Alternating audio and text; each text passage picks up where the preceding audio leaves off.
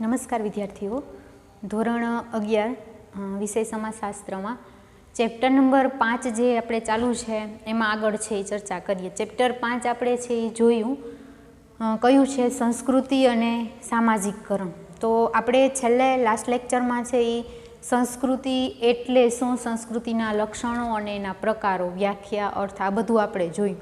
તો આપણે સામાન્ય અર્થમાં કહી જ દીધું હતું કે સંસ્કૃતિ એટલે શું, તો કે સંસ્કૃતિ એટલે જીવન જીવવાની જે રીત હોય ને એને સામાન્ય ભાષામાં શું કહેવામાં આવતું હતું, સંસ્કૃતિ કહેવામાં આવતું હતું। ઉદ્ભવ એનો 19મી સદીથી 20મી સદી 21મી સદી અત્યારે ચાલે તો 19મી સદીમાં સંસ્કૃતિમાં શું કહેતા હતા, તો કે સંસ્કૃતિ એટલે 19મી સદીમાં કે જીવન જીવવા માટેની જે બધી રીત હોય ને એને શું કહેતા હતા, સંસ્કૃતિ કહેતા હતા। પણ 21મી સદીમાં અત્યારે 20મી સદીમાં સંસ્કૃતિનો અર્થમાં શું કહે, તો કે તમામ પ્રકારનો જે વારસામાં મળેલી બધી વસ્તુ હોય ને આખો વારસાનો સમાવેશ કરી લીધો કે મિલકત છે, પછી વારસામાં ટૂંકમાં જે મળતું હોય કલા, સંસ્કૃતિઓ, શિલ્પકલા, સ્થાપત્ય આ બધી બાબતો છે એ વારસામાં જે મળતી હોય એને પૂરેપૂરો હે આવરી લીધો। આવું 20મી સદીમાં કહેવામાં આવતું હતું।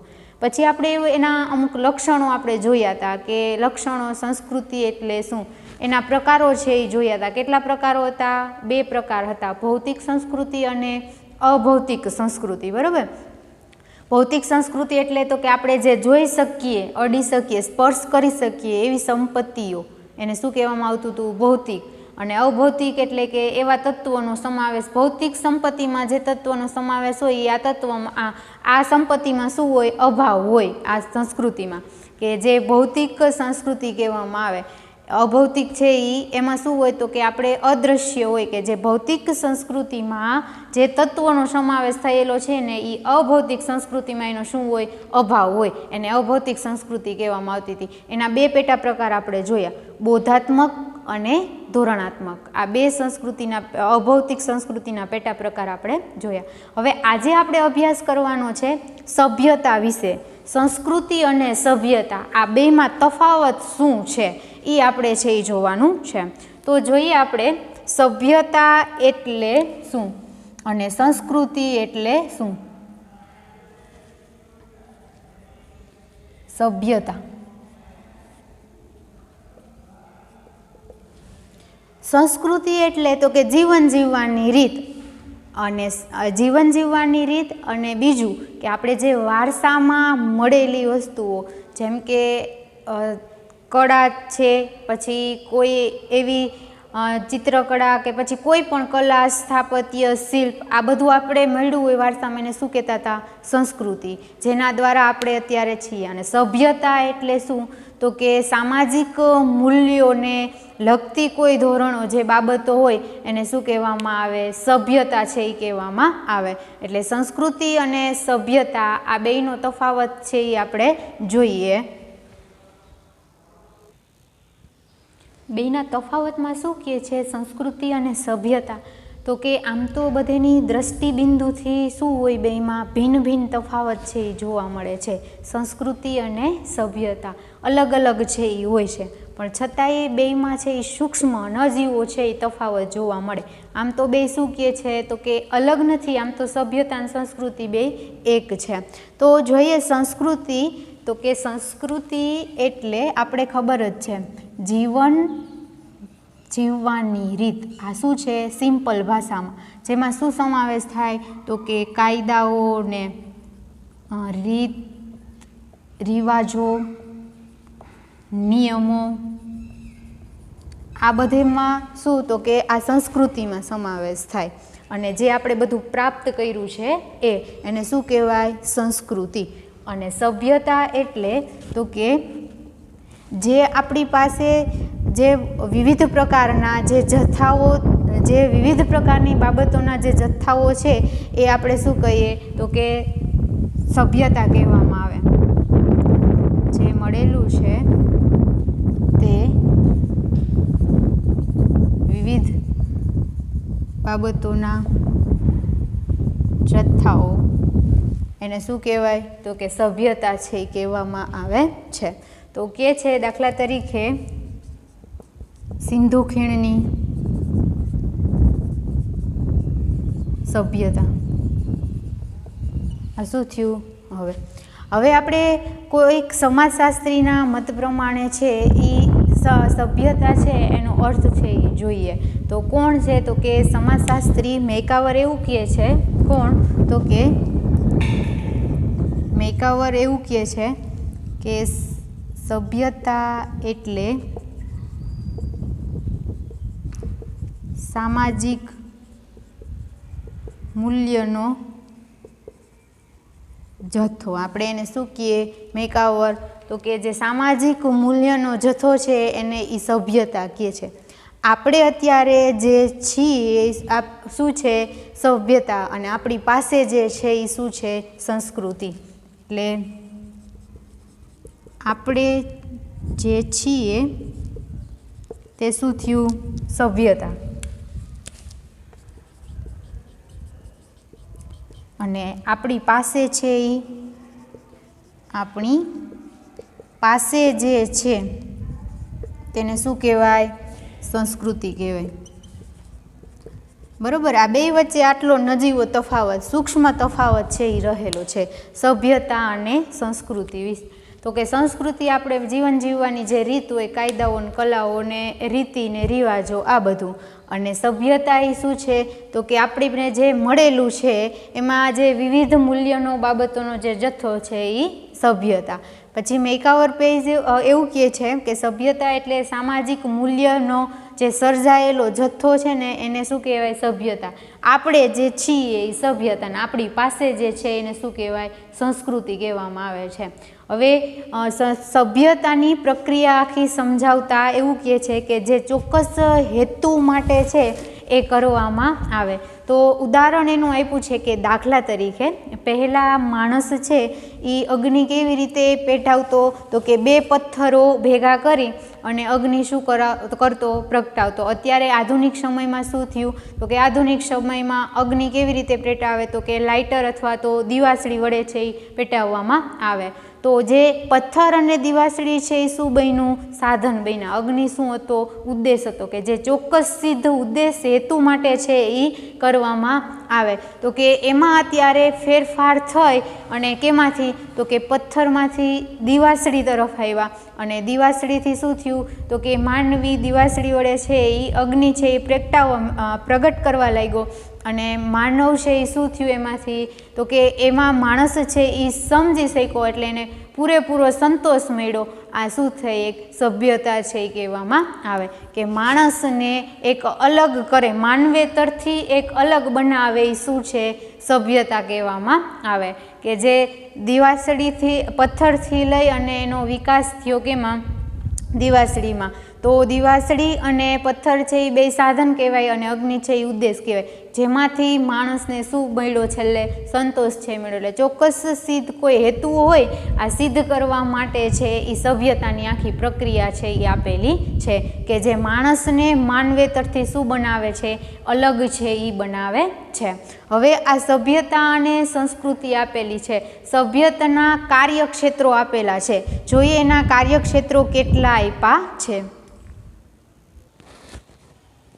સભ્યતા છે એના કાર્યક્ષેત્ર છે એ આપેલું છે. તો એનું કાર્યક્ષેત્ર આપણે જોઈએ શું કહે છે એમાં કે સભ્યતાનું કાર્યક્ષેત્ર એને બે વિભાગમાં એટલે બે ભાગમાં વહેંચવામાં આવેલું છે. પહેલો ભાગ શું કહે છે? તો કે યાંત્રિક સંગઠન અને બીજું સામાજિક સંગઠન. યાંત્રિક સંગઠન અને બીજું શું કહે છે? સામાજિક સંગઠન. આ બે શું છે? સભ્યતાનું કાર્યક્ષેત્ર છે એ આપેલું છે. યાંત્રિક સંગઠન એટલે કે જેમાં ભૌતિક અને ટેકનોલોજી બધી વસ્તુઓનો સમાવેશ થતો હોય. યાંત્રિક એટલે આપણે ખબર જ છે યંત્રો. કેવી વસ્તુઓ? ટેકનિકલ વસ્તુઓ છે. તો કે દાખલા તરીકે વાહન વ્યવહાર, પછી ટેલિવિઝન, પંખો, બરાબર. આ બધું એટલે શું? યાંત્રિક સંગઠન કે જે ભૌતિક વસ્તુઓ અને ટેકનિકલ સાધનો દ્વારા છે એ બનાવેલું હોય. અને સામાજિક સંગઠન એટલે તો કે મનુષ્યના વર્તન માટેનું જે હોય એને શું કહેવામાં આવે તો કે સામાજિક સંગઠન કહેવામાં આવે છે. દાખલા તરીકે રીતુ રિવાજો, કાયદાઓ, આંદોલનો આ બધાનો સમાવેશ કેમાં થાય? સામાજિક સંગઠનમાં છે એ કરવામાં આવે છે. કે જે સમાજને લગતા માણસના વર્તન માટેનો અભ્યાસ છે એ કેમાં હોય તો કે સામાજિક સંગઠનમાં કહેવામાં આવે. એના ઉદાહરણો આપણે આપ્યા છે. દાખલા તરીકે એના ઉદાહરણો જોતા હોય તો આંદોલન આપ્યા છે, રિવાજો આપ્યા છે. આ બધું શું થયું? સામાજિક સંગઠન છે એ કહેવામાં આવે છે. તો આ સભ્યતા છે એ આપેલી હતી. હવે આપણે સામાજિકકરણ છે એ જોવાનું છે. એટલે ચેપ્ટર છે એ સંસ્કૃતિ અને સામાજિકકરણ આ બેનું જ આપેલું છે.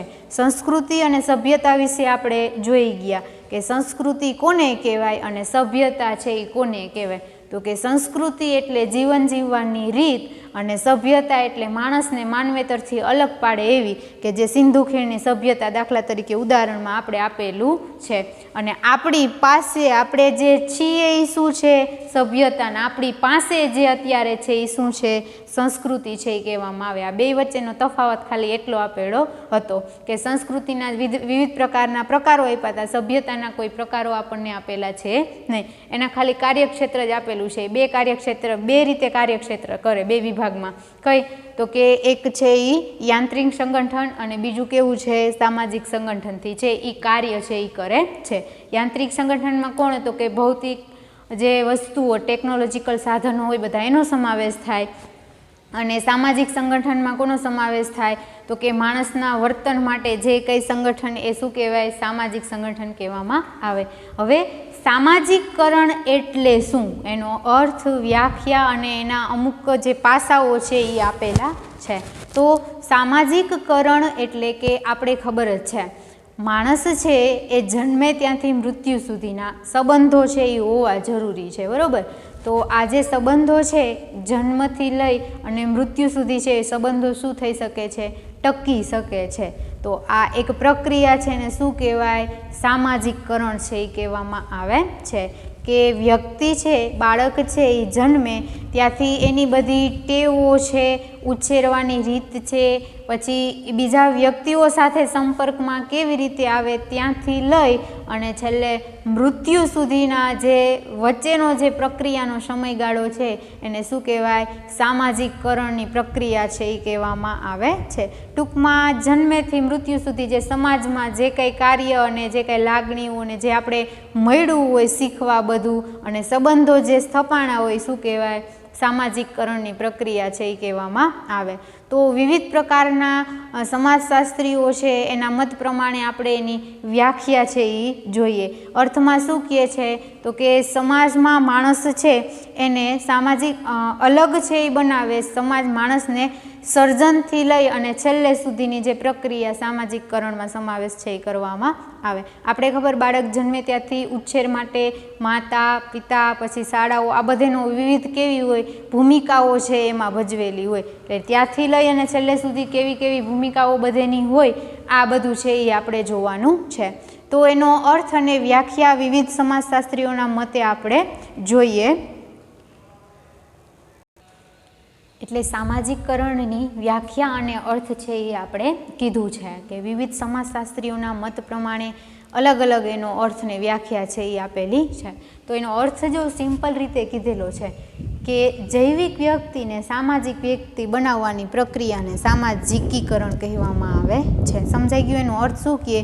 સામાજિકકરણ કોને કહેવાય? તો કે એક જૈવિક વ્યક્તિ હોય ને એને સમાજના વ્યક્તિ બનાવવા માટેની આખી જે પ્રક્રિયા હોય ને, જેમ કે કીધું તું એમ કે બાળક જન્મે ત્યાંથી અંત સુધીના જે વચ્ચેની પ્રક્રિયા આખી શું કહેવાય? સામાજિકકરણ કહેવામાં આવે છે. અને સમાજ છે એ કદાચ સામાજિકકરણ વગર છે એ શક્ય પણ બને નહીં. હવે આ બે વ્યક્તિઓ શું કહે છે કે કિંગ્સલેવ ડેવિસ એવું કહે છે કે નવા જન્મેલા બાળકને, એની વ્યાખ્યા, નવા જન્મેલા બાળકને સામાજિક જીવન ઘડતર કરવાની પ્રક્રિયાને શું કહે? સામાજિકીકરણ છે એ કહેવામાં આવે. હવે આ વ્યક્તિ સમાજશાસ્ત્રી શું કહેતો કે નવા જન્મેલો જે બાળક હોય ને એને સમાજનું જીવન જીવવા એટલે કે એનું જે સમાજ માટેનું ઘડતર કરવાનું પ્રક્રિયા હોય ને એને સામાજિકકરણ છે એ કહેવામાં આવે છે. અને આ હોર્ટન એન્ડ હન્ટ શું કહે છે તો કે સામાજિકકરણ એક આંતરક્રિયા છે. શું કહે? આંતરક્રિયા છે કે જેમાં વ્યક્તિ પોતાના સામાજિક ધોરણો પોતામાં ઉતારે, જેના પરિણામે એક અલગ સ્વ જન્મે. એને આ ભાઈ શું કહે? સામાજિકકરણ છે એ કહે છે. આ બે વ્યક્તિઓની મત પ્રમાણે જુદી જુદી વ્યાખ્યાઓ છે એ આપણને આપી છે. તો કેલ્સ ડેવિસ શું કહે છે કે સામાજિકકરણની પ્રક્રિયા એટલે નવા જન્મેલા જે બાળક હોય એને આખું જીવન ઘડતરની જે પ્રક્રિયા હોય એને સામાજિકકરણ કહેવામાં આવે. અને આ હોર્ટન એન્ડ હન્ટ શું કહે તો કે સામાજિકકરણ છે એ એક શું છે? આંતર પ્રક્રિયા છે કે જેમાં વ્યક્તિ સામાજિક ધોરણો છે એ પોતાનામાં ઉતારે, જે મૂલ્ય ધોરણો હોય એ પોતાનામાં ઉતારે ને જેના પરિણામે એક પોતાનામાં અલગ સ્વ જન્મે, જેને આ ભાઈ શું કહે છે? સામાજિકકરણ છે એ કહેવામાં આવે છે. તો આ અર્થ અને એની શું આપેલી હતી? આપણને વ્યાખ્યા છે એ આપેલી હતી કે જો એમાં જોઈએ તો એક આંતરક્રિયા છે સામાજિકકરણ કે જેમાં વ્યક્તિ છે એને સમાજના મૂલ્યો ધોરણો આ બધું શું કરવામાં આવે? પ્રાપ્ત કરવામાં આવે છે. એટલે કે એ મેળવે જન્મે ત્યાંથી લઈ અને છેલ્લે મૃત્યુ સુધીના જે સંબંધો છે એ સ્થપાણા હોય ત્યાં સુધીની જેટલી બધી પ્રક્રિયા સમાજના ઘડતર માટેની આ સામાજિકકરણ છે, બીજું કાંઈ આપેલું છે નહીં. એટલે હવે પછી આપણે છે એ સામાજિકકરણ માટેના જે સમૂહ સાધનો આપેલા છે, આ સાધનો છે એ આપણે જોવાના છે કે કોની કોની ભૂમિકાઓ છે એ એમાં હોય. તો આપણે ખબર છે બાળક જન્મે ત્યાંથી માતા પિતા કુટુંબની બધી ભૂમિકા, પછી શાળાઓની, પછી સમાજ એને પોતાનું ઘડતર માટે સમાજની કઈ કઈ ભૂમિકાઓ આપેલી છે. તો એ હવે પછી ભૂમિકાઓ આપણે છે એ જોવાની છે. એટલે આજના જે ટોપિક હતો એમાં શું સભ્યતા અને સામાજિકકરણ અર્થ અને એની વ્યાખ્યા છે એ આપણે જોઈ. કોને કહેવાય? એકવાર ફરીવાર આપણે જોઈ લઈએ કે સભ્યતા કોને કહેવાય અને સંસ્કૃતિ છે એ કોને કહેવાય. તો આપણે પહેલાં સંસ્કૃતિ છે એનો અર્થ સિમ્પલ રીતે જોયેલો હતો. જીવન જીવવાની જે રીત છે ને એને શું કહેવાતું હતું? સંસ્કૃતિ કહેવામાં આવતી હતી. હવે એ પણ કીધું છે કેવી કેવી? તો કે કાયદાઓ, રીતિઓ, રિવાજો, રૂઢિઓ, કલાઓ આ બધું કેમાં આવતું હતું? સંસ્કૃતિમાં આવતું હતું. અને સભ્યતા તો કે આપણે જે મળેલું છે એ વિવિધ બાબતોના જથ્થાઓમાં છે જે સિંધુ ખીણની સભ્યતા, ટૂંકમાં માનવને માનવેતરથી અલગ કરવામાં આવે એ શું કહેવાય? સભ્યતા છે એ કહેવામાં આવતું હતું. આ વ્યક્તિના મત પ્રમાણે આપણે સભ્યતા અને સંસ્કૃતિ જોઈએ. આ ભાઈ એવું કહે છે મેકાવર સંસ્કૃતિ એટલે સામાજિક મૂલ્યનો જે જથ્થો, જીવન જીવવાની જે રીત છે એને શું કહેવાય? સંસ્કૃતિ, સભ્યતા છે એ કહેવામાં આવે. આપણે જે છીએ એ સભ્યતા ને આપણી પાસે જે છે એ શું છે? સંસ્કૃતિ છે. આ બેનો નજીવો, બેમાં સૂક્ષ્મ તફાવત ખાલી આપેલો છે. આમ તો સંસ્કૃતિ અને સભ્યતા બે શું કહે છે? એક સરખું લાગે પણ બધાના દ્રષ્ટિબિંદુથી બધું શું છે? ભિન્ન ભિન્ન અલગ અલગ આપેલું છે. પછી આપણે સભ્યતાનું કાર્યક્ષેત્ર છે એ જોયેલું હતું. કેટલા કાર્યક્ષેત્ર? કાર્યક્ષેત્રને બે વિભાગોમાં વહેંચવામાં આવેલું હતા. કયા બે વિભાગો? યાંત્રિક સંગઠન અને સામાજિક સંગઠન. આ બે સંગઠનોમાં સભ્યતાના જે કાર્યક્ષેત્ર છે એ વહેંચાયેલું હતું. યાંત્રિક સંગઠનો એટલે તો કે ભૌતિક અને ટેકનિકલ સાધનો દ્વારા, જેમ કે વાહન વ્યવહાર છે, પછી પંખો છે, એ બધી ટેકનિકલ ટેલિવિઝન છે, આ બધા ટેકનિકલ સાધનો થયા. તો આ ભૌતિક અને ટેકનિકલ સાધનો દ્વારા છે એ યાંત્રિક સંગઠન છે એ કરવામાં આવે. અને સામાજિક સંગઠનમાં શું કીધું હતું? તો કે મનુષ્યના વર્તન, માણસનું મગજનું જે વર્તન છે પોતાનું, આ વર્તન છે એને શું કહેવાતું હતું, એનું એક સામાજિક સંગઠન છે એ બનાવવામાં આવે. એમાં કીધું હતું કે આંદોલનો અને જે કાંઈ નિયમો હોય, રીતિ રિવાજો, આ બધાનો સમાવેશ છે એ સામાજિક સંગઠનમાં કહેવામાં આવતો હતો. પછી સામાજિકકરણ આપણે જોયું. સામાજિકકરણ કેવી પ્રક્રિયા? આંતરક્રિયા પ્રક્રિયા છે કે માણસ છે એ જન્મે ત્યાંથી મૃત્યુ સુધીના જે વિવિધ સંબંધો છે અને સંબંધો છે એ હોવા જરૂરી છે. એટલે ટૂંકમાં એટલે જ કહે છે કે સામાજિકીકરણ વગર સમાજ છે એ કદાચ શક્ય ન પણ બને. એટલે એ બધા શું કહેવાય તો કે સંબંધો છે એ સ્થાપિત કરવામાં આવે. આ બધી પ્રક્રિયાને શું કહેવાય? સામાજિકકરણ કહેવામાં આવે. સિમ્પલ ભાષામાં જોયું કે ખાલી એક જૈવિક વ્યક્તિમાંથી સામાજિક વ્યક્તિ બનાવવાની જે પ્રક્રિયા હોય એને શું કહેવાય? સામાજિકીકરણ છે એ કહે છે. આ બે વ્યક્તિઓના મત પ્રમાણે આપણે એની શું જોઈ? વ્યાખ્યા જોઈ કે સમાજના કોઈ એક સભ્ય છે એને પોતાના ધોરણો, એના સમાજના મૂલ્યો, એનો દરજ્જો, એની ભૂમિકા, આ બધું કેમાં સમાવેશ થાય? આ બધું સામાજિકકરણમાં જ સમાવેશ કરવામાં આવે કે જન્મેથી મૃત્યુ સુધીના વચ્ચેની જે પ્રક્રિયા, એમાં ઘણા બધાની ભૂમિકા હોય, ઘણા બધા એમાં મહત્ત્વનો ભાગ પણ ભજવતા હોય એ સામાજિકીકરણ માટે.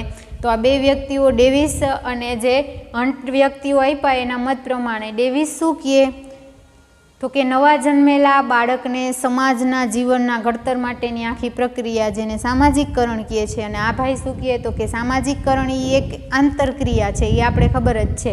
આ આંતર પ્રક્રિયા કે જેમાં વ્યક્તિ છે એ પોતાના સામાજિક ધોરણો એ પોતાનામાં ઉતારે અને જેના વડે જેના પરિણામે શું થાય તો કે એક સ્વ છે એની રચના, જે સ્વ છે એ જન્મે, જેને સામાજિકીકરણ છે એ કહેવામાં આવે છે. તો આજનો જે આ ટોપિક સભ્યતા, સંસ્કૃતિ અને સામાજિકીકરણ, એનો અર્થ અને વ્યાખ્યા શું કરવામાં આવે? પૂર્ણ છે એ કરવામાં આવે. હવે પછીના લેક્ચરમાં આપણે છે એ શું જોવાનું છે તો કે સામાજિકીકરણ માટે ભૂમિકાઓ, મહત્ત્વની કોની કોની ભૂમિકાઓ હોય? બાળક જન્મે તો માતાની ભૂમિકાઓ હોય, બરાબર? એનો ઉછેર કોણ કરે? માતા કરે. પછી કુટુંબ છે એ બધો એને સપોર્ટ કરે. શાળા પણ એને આગળ છે એ શું કરે તો કે આગળ વધારવા માટે છે એની પણ એટલી જ ભૂમિકા હોય. પછી સમાજની કેવી ભૂમિકાઓ છે એના વિશે છે એ આપણે ચર્ચા કરવાની છે. એટલે આજનું છે એ આપણે પૂર્ણ કરીએ. ઓકે.